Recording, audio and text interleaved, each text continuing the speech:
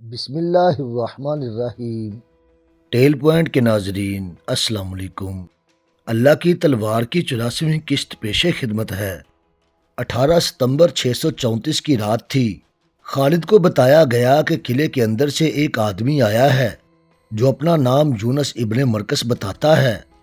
خالد نے کہا وہ قلعے سے نہیں آیا، اگر قلعے کے اندر سے ہی آیا ہے تو صاف نیت سے نہیں آیا، اگر باہر سے آیا ہے تو بھی اس کی نیت ٹھیک نہیں ہو سکتی، وہ رومیوں کا جاسوس ہوگا، اسے میرے پاس بھیج دو۔ وہ ایک جوان سال آدمی تھا، خوبرو اور پھرتیلا تھا۔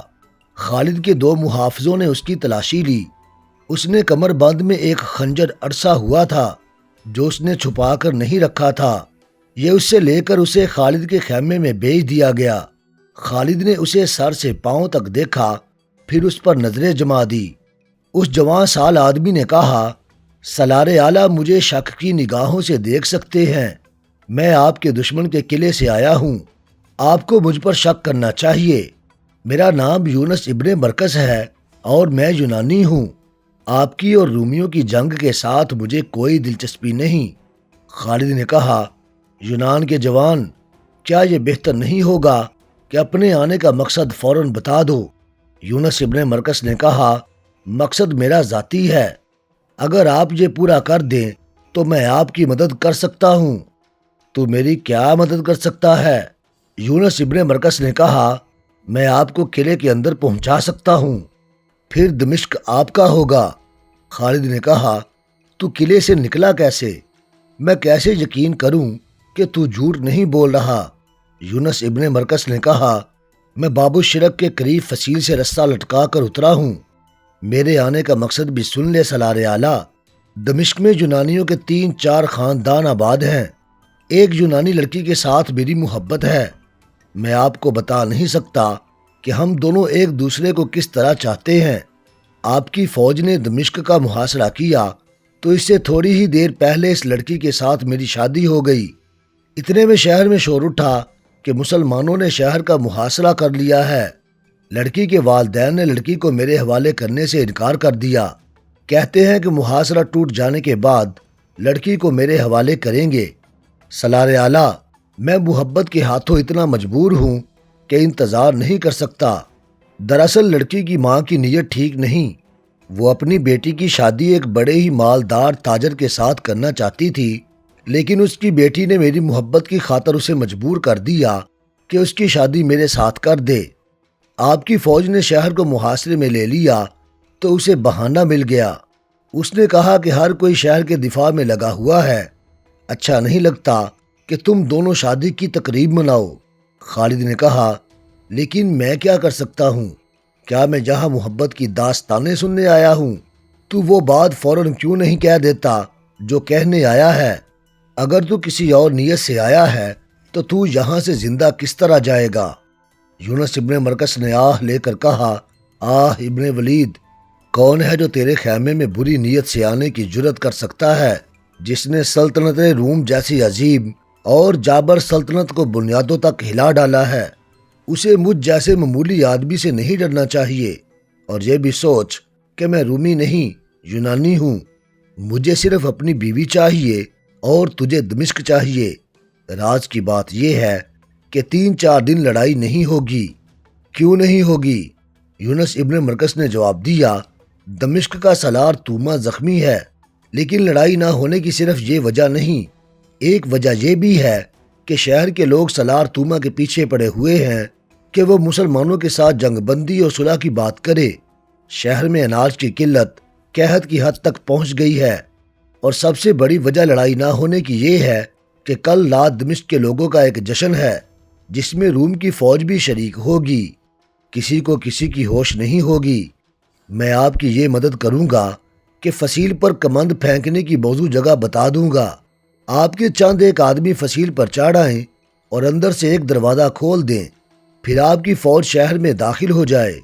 بعض مورخوں نے لکھا ہے کہ اہل دمشق اپنا کوئی سالانہ جشن منا رہے تھے، ایسے جشن میں وہ اتنی زیادہ شراب پیتے اور رنگ رلیوں میں ایسے مگن ہوتے تھے کہ انہیں اپنے پرائے کی ہوش نہیں رہتی تھی، اور فوج بھی اس میں شریک ہوتی تھی۔ لیکن اب ایسے محاصرے کی حالت میں دمشق والوں کا ایسا جشن منانا کہ وہ اپنے ہوش و حواس بھی کھو بیٹھے قابل یقین نہیں لگتا تھا۔ دمشق کے اندر کی حالت بیان کی جا چکی ہے۔ وہاں تو قحط اور خوف و ہراس کی کیفیت تھی۔ روم کی فوج کی بے شمار نفری ماری جا چکی تھی، لاشیں باہر گل سڑ رہی تھی اور زخمی اندر کرا رہے تھے۔ ان حالات میں جشن کو تسلیم نہیں کیا جا سکتا۔ ایک یورپی مورخ ہنری سمتھ نے اس واقعہ کو جس طرح بیان کیا ہے وہ حقیقی لگتا ہے۔ اس نے شام سے رومیوں کی پسپائی کے بیان میں لکھا ہے کہ دمشق کے محاصرے میں رومیوں کی حالت اتنی بری ہو گئی تھی کہ وہ ہتھیار ڈالنے پر آ گئے تھے۔ ان کے مذہبی پیشواؤں نے رومی سالار توما سے کہا تھا کہ ان سے خدا ناراض ہے۔ خدا کو راضی کرنے کے لیے مذہبی قسم کے جشن کا اہتمام کیا گیا تھا۔ دمشق میں دوسرے عقیدوں کے لوگ بھی تھے جو اپنے انداز سے مذہبی تقریب منعقد کر رہے تھے۔ چونکہ یہ مذہب کا اور فتح کے لیے دعا کا معاملہ تھا، اس لیے اس میں ہر کسی کی شرکت لازمی تھی۔ فوج کو بھی اس میں شامل ہونا تھا۔ اس یورپی مورخ نے یہ بھی لکھا ہے کہ ایسا کوئی خطرہ نہیں تھا کہ مسلمان قلعے پر چڑھائی کر دیں گے۔ یہ کوئی آسان کام نہیں تھا۔ مسلمانوں کی اپنی حالت ایسی مضبوط نہیں رہی تھی کہ وہ ہلہ بول دیتے۔ یہ تو خالد کا عزم تھا اور انہیں اپنے تمام سراروں کا بھرپور تعاون حاصل تھا کہ دمشق کو چند دنوں میں سر کرنا ہے۔ یونس ابن مرکز کے متعلق تمام مورخ متفق ہیں۔ اس نے خالد کو قائل کر لیا کہ وہ انہیں قلعے میں داخل کر دے گا اور اس کے عوض وہ صرف یہ چاہتا ہے کہ اس کی بیوی اسے دلا دی جائے۔ خالد نے اس یونانی پر اعتبار کر لیا اور اسے سب سے پہلے اسلام کی دعوت دی۔ یونس ابن مرکز نے کہا، میں نے اسلام کے متعلق بہت کچھ سنا ہے، لیکن مجھے کوئی بتانے والا نہ تھا اور میرا ہاتھ تھامنے والا کوئی نہ تھا۔ مجھے اپنے پاس رکھیں، میں اسلام قبول کرتا ہوں۔ کیا مجھے اپنا نام بدلنا پڑے گا؟ خالد نے کہا، نہیں، تمہارا نام پہلے ہی اسلامی ہے۔ خالد نے اسے مسلمان کر لیا اور اسے پوچھنے لگے کہ کمند کہاں اور کس طرح لگائی جائے اور اندر کی طرف دروازے کی حفاظت کا کیا انتظام ہے۔ یونس ابن مرکز نے انہیں پوری تفصیل سے سب کچھ بتایا۔ یونس ابن مرکز کو اتنا ہی معلوم تھا کہ 2-3 دن لڑائی نہیں ہوگی اور کل رات لوگ ایک تقریب یا جشن منائیں گے۔ اسے یہ معلوم نہیں تھا کہ رومی سالار توما ہمت ہار چکا ہے اور وہ کوئی اور چال چل رہا ہے۔ یہ چال توما اور اس کے مشیروں نے مل کر سوچی تھی۔ جس طرح مسلمانوں کے پاس اسی علاقے کے جاسوس موجود تھے، اسی طرح رومیوں کے پاس ایسے جاسوس موجود تھے جو خالد اور اس کے تمام سالاروں کے کردار اور عادات کے متعلق پوری واقفیت رکھتے تھے۔ یہ عرب کے عیسائی تھے اور مکہ، مدینہ اور انہی علاقوں کے رہنے والے یہودی بھی تھے۔ یہ سب صرف جاسوس ہی نہیں تھے بلکہ ان میں سے 2-4 توما کے مشیر بھی بنے ہوئے تھے۔ توما نے باہر نکل کر مسلمانوں پر حملے کیے تھے، پورا زور لگا لیا تھا، مگر سوائے جانی نقصان کے اسے کچھ بھی حاصل نہیں ہوا تھا۔ شہریوں نے اسے الگ پریشان کر رکھا تھا۔ شہر میں خوراک ختم تھی اور اس کی اپنی حالت یہ تھی کہ ایک تیر کا اگلا حصہ اس کی آنکھ میں اترا ہوا تھا اور اوپر پٹی بندھی ہوئی تھی۔ توما نے اپنے سالاروں اور مشیروں کو بلا کر انہیں اپنی صورتحال بتائی اور کہا، پھر بھی میں شہر کو تباہی اور لوٹ مار سے اور لوگوں کو قتل عام سے بچانا چاہتا ہوں۔ ہم اب لڑ نہیں سکتے، مسلمان آسانی سے اندر نہیں آ سکتے، لیکن اناج اور رسد کا جو حال ہے وہ تم سب جانتے ہو۔ مسلمانوں نے صرف محاصرہ ہی جاری رکھا تو لوگ بھوک سے مرنے لگیں گے۔ ایک مشیر نے کہا، اور وہ بغاوت بھی کر سکتے ہیں۔ توما نے کہا، بغاوت کریں یا نہ کریں، یہ میرا فرض ہے کہ انہیں ہر تکلیف سے بچائے رکھوں۔ مجھے تمہارے مشوروں کی ضرورت ہے۔ کیا کوئی ایسی صورت ہو سکتی ہے کہ ہم شہر خالی کرنا چاہیں تو مسلمان ہمیں اجازت دے دیں اور ہمیں کوئی نقصان نہ اٹھانا پڑے؟ ایک یہودی مشیر نے کہا، خالد بن ولید بڑا جابر سالار ہے، وہ ہمیں پرامن طریقے سے نہیں نکلنے دے گا۔ اس کی فوج کا جو نقصان ہو چکا ہے وہ کبھی نہیں بخشے گا، ہمیں کہے گا کہ اسلام قبول کرو۔ توما نے کہا، یہ میں کبھی نہیں کروں گا۔ یہودی مشیر نے کہا، اگر آپ نہیں کریں گے تو وہ آپ سے اتنا تاوان مانگے گا جو آپ اپنے خزانے کے علاوہ لوگوں کے گھروں سے اکٹھا کریں تو بھی مشکل سے پورا ہوگا۔ توما گہری سوچ میں پڑ گیا۔ اس نے پوچھا، ان میں کوئی سالار ایسا ہے جو نرم مزاج ہو؟ یہودی نے جواب دیا، ابو عبیدہ بڑا ہی قابل، بڑا ہی دلیر سالار ہے، مگر رحم دل ہے۔ اپنی فوج میں اس کی حیثیت کیا ہے؟ دوسرے یہودی نے کہا، ابن ولید کے بعد حیثیت ابو عبیدہ کی ہے۔ ان کی خلافت میں جو قدر و منزلت ابو عبیدہ کی ہے وہ ابن ولید کی نہیں، ابن ولید کا درجہ اس کے بعد کا ہے۔ تمام مسلمان خود خلیفہ اور ابن ولید ابو عبیدہ کا احترام کرتے ہیں۔ یہاں سے توما کے دماغ میں ایک فریب کاری آ گئی۔ یہودی اور عیسائی عرب مشیروں اور دانشوروں نے اس کی رہنمائی اور مدد کی، اور ایک منصوبہ تیار ہو گیا جو مختصراً اس طرح تھا کہ توما ابو عبیدہ کے آگے شرط پر ہتھیار ڈالے گا کہ اسے، اس کی فوج اور شہر کے ہر اس باشندے کو جو شہر چھوڑ کر جانا چاہے، اسے اس کے مال و اسباب، عورتوں اور بچوں سمیت نکل جانے دیا جائے۔ شہر میں لوٹ مار نہ ہو۔ توما نے یہ فیصلہ کر لیا تھا کہ وہ جزیہ ادا کرے گا۔ یہ بھی طے پایا کہ خالد کو قبل از وقت پتہ نہ چلے۔ یہ منصوبہ اس بنیاد پر بنایا گیا تھا کہ ابو عبیدہ شہر کے اس دروازے کے سامنے اپنے دستوں کے ساتھ تھے جو اس دروازے کے بالمقابل تھا۔ دونوں دروازوں کے درمیان پورا شہر حائل تھا اور فاصلہ 1 میل سے کچھ زیادہ تھا۔ توما آسانی سے اپنے ایلچی ابو عبیدہ کے پاس بھیج سکتا تھا۔ توما نے یہ کانفرنس اس رات سے 2-3 رات پہلے منعقد کی تھی جس رات یونس ابن مرکز خالد کے پاس آیا تھا۔ اگلی رات کا واقعہ ہے۔ خالد، کاکا اور ایک بڑے بہادر مجاہد مذعور بن عدی شہر پناہ کے دروازے باب شرک سے کچھ دور کھڑے تھے۔ ان کے ہاتھوں میں رسے تھے۔ دیوار کے ساتھ لگے 100 مجاہدین کھڑے تھے۔ یہ سارے لشکر میں سے چنے ہوئے نڈر اور ذہین مجاہدین تھے۔ یونس ابن مرکز خالد کے ساتھ تھا۔ اسی نے خالد کو یہ جگہ بتائی تھی۔ وہ رسے کے ذریعے یہیں سے اترا تھا۔ خالد اپنی زندگی کا بہت بڑا خطرہ مول لے رہے تھے۔ وہ سپہ سالار تھے۔ انہیں اوپر نہیں جانا چاہیے تھا۔ پکڑے جانے کا امکان تھا، مارے جانے کا خطرہ تھا، لیکن اس خطرے میں وہ کسی اور کو نہیں ڈالنا چاہتے تھے۔ انہیں اعتماد تھا کہ ان کے نہ ہونے سے مجاہدین میں بد دلی نہیں پھیلے گی اور ابو عبیدہ ان کی جگہ لے لیں گے۔ یہ فیصلہ پہلے ہی ہو چکا تھا کہ خالد کی غیر حاضری میں سالار اعلیٰ ابو عبیدہ ہوں گے۔ خالد نے اپنے ہاتھ سے کمند اوپر پھینکی۔ دیوار کی بلندی 13-14 گز تھی۔ کمند دیوار کے اوپر اٹک گئی۔ انہوں نے کچھ دیر انتظار کیا۔ دیوار پر کوئی حرکت نہ ہوئی، جس کا مطلب یہ تھا کہ اوپر کوئی نہیں۔ اگر کوئی تھا بھی تو اسے پتہ نہیں چلا تھا کہ دیوار پر کمند پھینکی گئی ہے۔ خالد نے اپنے آپ کو مزید خطرے میں یوں ڈالا کہ سب سے پہلے خود کمند کے ذریعے اوپر گئے۔ ان کے پیچھے کاکا اور مذعور اوپر گئے۔ اوپر کوئی بھی نہیں تھا۔ دیوار کا یہ حصہ شہر سے کچھ دور تھا۔ شہر کی آوازوں سے پتہ چلتا تھا کہ لوگ جاگ رہے ہیں اور کسی تقریب میں مصروف ہیں۔ خالد کو یقین آ گیا کہ یونس ابن مرکز انہیں دھوکہ نہیں دے رہا۔ انہوں نے دیوار یعنی شہر کی فصیل کے ساتھ وہ 3-4 رسے باندھ کر نیچے لٹکا دیے جو وہ اسی مقصد کے لیے ساتھ لے گئے تھے۔ ان کے 100 مجاہدین میں سے 50 ان رستوں سے اوپر چلے گئے۔ یونس ابن مرکز بھی ان کے ساتھ گیا۔ وہ خالد کا گائیڈ تھا۔ خالد نے ان جانبازوں میں سے کچھ کو اس کام کے لیے دیوار پر بٹھا دیا کہ رومی فوج کے آدمی اگر اوپر آ جائیں تو انہیں ختم کر دیں، لیکن خاموشی سے، تاکہ شہر میں کسی کو پتہ نہ چلے۔ ہر کام خاموشی سے کرنا تھا۔ خالد نے کاکا اور مذعور کو اپنے ساتھ رکھا اور 50 جانبازوں میں سے باقی کو اپنے ساتھ فصیل سے اتار کر لے گئے۔ جو ہی وہ دیوار سے اترے، انہیں کسی کی باتیں سنائی دیں۔ یونس ابن مرکز نے خالد کے کان میں سرگوشی کی، رومی سپاہی، میں ان کی زبان سمجھتا ہوں، انہیں ان کی زبان میں رعب سے کہو کہ جلدی چلو۔ خالد نے یونس ابن مرکز سے کہا اور اپنے جانبازوں سے کہا، تلواریں نکال لو اور اتنی تیزی سے وار کرنے ہیں کہ رومیوں کو منہ سے کوئی آواز نکالنے کی مہلت نہ ملے۔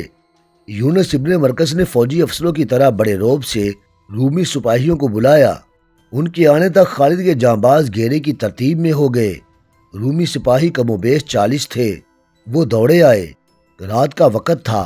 چاند آدھی رات کے لگ بھگ افق سے اٹھتا تھا۔ جب رومی سپاہی آ رہے تھے اس وقت چاند شہر کی فصیل سے اوپر آ گیا تھا۔ رومی سپاہی خالد کے جانبازوں کو اپنے آدمی سمجھے ہوں گے۔ وہ قریب آئے تو مسلمان جانباز تلواروں سے ان پر ٹوٹ پڑے۔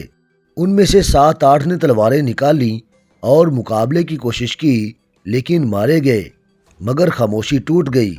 2-3 رومی سپاہیوں نے زخمی ہوتے ہی بڑی اونچی آوازوں میں شور بپا کیا کہ مسلمان قلعے میں داخل ہو گئے ہیں۔ خالد نے کہا، اب دروازہ فوراً کھلنا چاہیے، رومی فوج کو آنے میں زیادہ وقت نہیں لگے گا، میرے پیچھے آؤ۔ جہاں دروازہ تھا وہاں ڈیوڑی تھی۔ خالد اپنے جانبازوں سے آگے تھے۔ وہ دوڑتے ہوئے دروازے والی ڈیوری میں گئے۔ وہاں صرف 2 رومی سپاہی تھے جن کے ہاتھوں میں برچیاں تھیں۔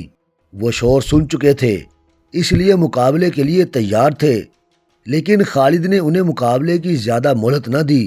ایک کو خالد نے اور دوسرے کو کاکا نے مار ڈالا۔ خالد نے حکم دیا، دروازہ کھولو اور زیادہ آدمی باہر تیار رہو، رومی آ رہے ہیں۔ دروازے کے اندر کی طرف بڑے وزنی تالے لگے ہوئے تھے اور بڑی زنجیریں باندھ کر دروازے کو مستحکم کیا ہوا تھا۔ بڑی مشکل سے تالے توڑے گئے اور زنجیریں بھی اتار دی گئیں۔ خالد دروازہ کھول کر باہر نکلے۔ ان کے باقی 50 جانباز باہر کھڑے تھے۔ خالد نے انہیں اندر بلایا اور کہا کہ وہ دروازے کے باہر پھیل کر مقابلے کے لیے تیار رہیں، رومی فوج آ رہی ہے۔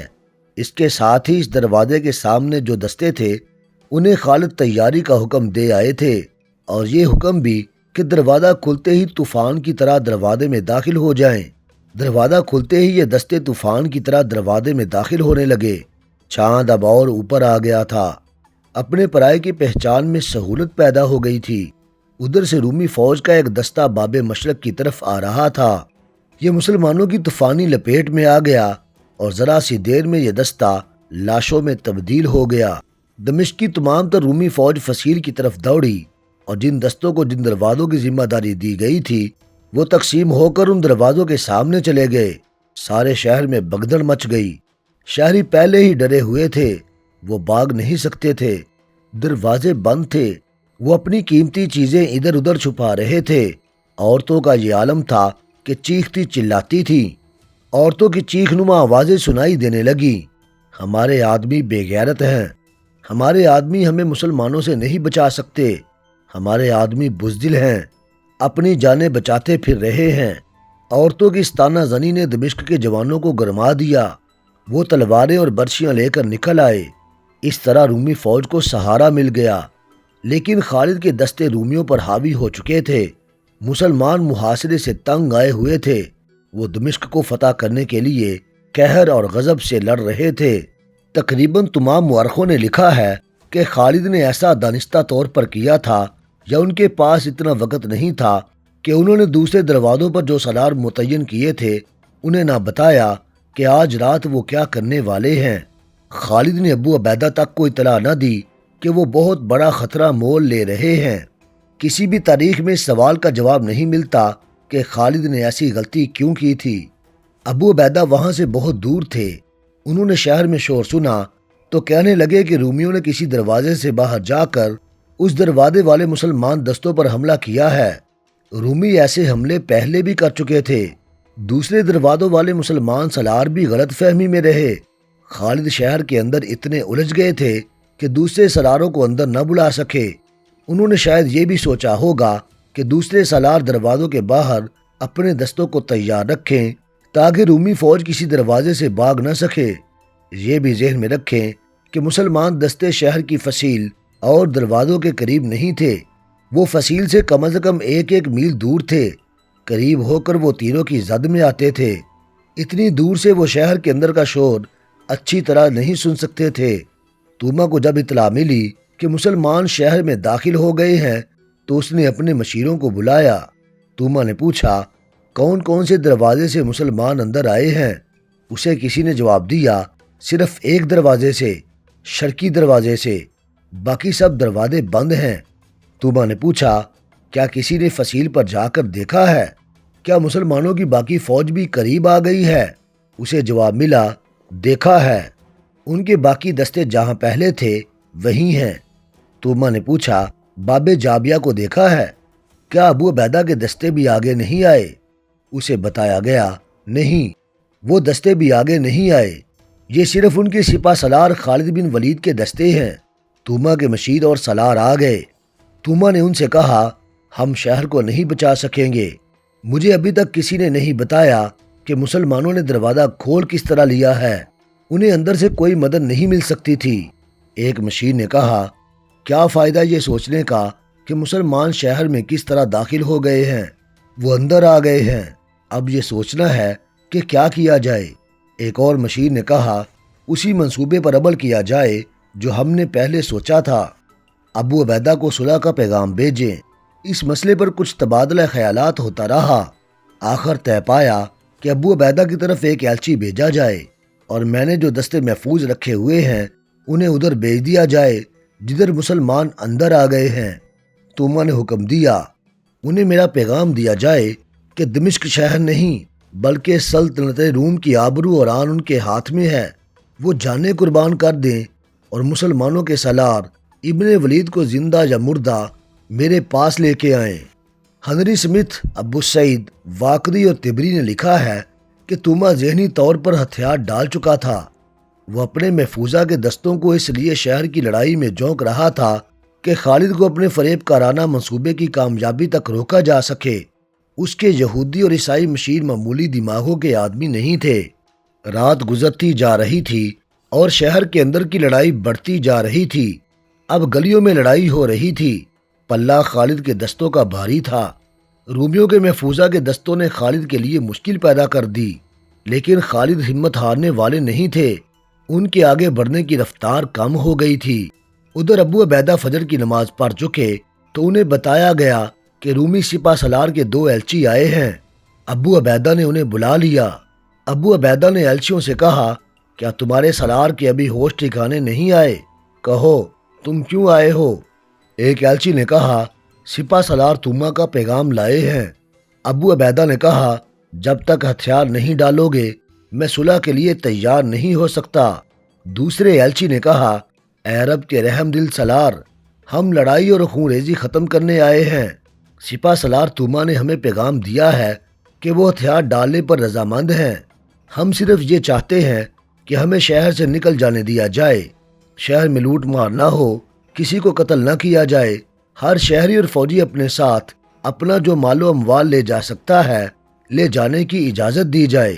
ابو عبیدہ نے کہا، ہم ناحق خون بہانے نہیں آئے اے رومیوں، خدا کی قسم میں اپنے ان ساتھیوں کا خون تمہیں معاف نہیں کر سکتا جو تم نے بہایا ہے۔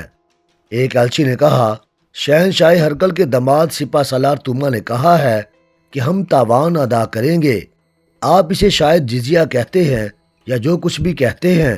ابو عبیدہ نے کہا، ہمارا شہنشاہ اللہ ہے، تم نے ہرقل کو اس طرح شہنشاہ کہا ہے جیسے وہ ہمارا بھی شہنشاہ ہو اور وہ ہمیں خیرات دے رہا ہو۔ ایلچی نے کہا، ہرقل ہتھیار ڈال دے گا تو بھی ہم اسے شہنشاہ ہی کہیں گے، ہم اس کے نوکر ہیں اور اس کا حکم بجا لاتے ہیں، کیا آپ ہم پر اور دمشق کی عورتوں اور بچوں پر رحم نہیں کریں گے؟ دوسرے ایلچی نے کہا، اے سالار مدینہ، دمشق کے شہری تو لڑنا ہی نہیں چاہتے تھے، وہ تو بہت پہلے سے سپہ سالار توما کو کہہ رہے تھے کہ مدینہ والوں کے ساتھ صلح کر لو، اگر اسلام کے متعلق ہم نے جو سنا ہے وہ درست ہے تو آپ کو زیادہ نہیں سوچنا چاہیے۔ ابو عبیدہ نے کہا، خدا کی قسم تم میرے سپہ سالار خالد بن ولید کے پاس جاتے تو وہ بھی وہی کہتا جو میں کہوں گا، ہمارے آگے جو جھک جاتا ہے اور ہم سے جو صلح کی بھیک مانگتا ہے اسے ہم بخش دیتے ہیں کہ اسلام کا حکم یہی ہے، اگر کوئی آخر دم تک لڑے اور ہم بزور شمشیر اسے ہتھیار ڈلوائیں تو پھر ہم اسے رحم کے قابل نہیں سمجھتے۔ اس وقت خالد شہر کے مشرقی حصے میں لڑ رہے تھے اور وہ رومی فوجیوں کا اور ان شہری جوانوں کا جو اپنی فوج کے دوش بدوش لڑ رہے تھے صفایا کرتے چلے جا رہے تھے۔ رومیوں کی فوج دوسرے دروازوں کے آگے بھی چلی گئی تھی، اس طرح یہ فوج تقسیم ہو کر کمزور ہو گئی تھی، اس سے خالد نے بہت فائدہ اٹھایا۔ بقیہ حصہ انشاءاللہ ہم اگلی ایک ساتھ میں بیان کریں گے۔